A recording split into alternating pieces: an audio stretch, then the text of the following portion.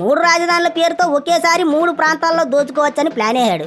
మొదటి నుంచి అమరావతి అంటే చాలు జగనన్నకి పగే. మరి ఎందుకంతలా పగ పెంచుకున్నాడో ఏటో. 5 ఏళ్ళు అమరావతిని పట్టించుకోకుండా దారుణంగా దెబ్బతీశాడు, అడవిలో మార్చాడు. రాష్ట్రం బాగుపడుతుంది అని రాజధానికి భూములు ఇచ్చిన అమరావతి రైతులు 5 ఏళ్ళు నరకం చూశారు. వాళ్ళకు కనీసం కౌలు డబ్బులు ఇవ్వకుండా చిత్రహింసలు ఎట్టారు. అమరావతి కోసం దీక్షలు చేస్తే ఇంట్లోంచి లాక్కొచ్చి లాఠీలతో కొట్టారు.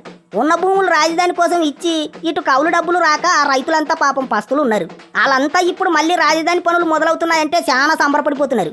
నిజానికి అమరావతిని కాపాడింది ఏటో, అమరావతిని మళ్ళీ నిలబెట్టింది ఏటో వాళ్ళే చెబుతున్నారు. ఒకటి వాళ్ళ పోరాటం అయితే, రెండోది పవిత్రమైన మట్టి, పవిత్రమైన జలాలు.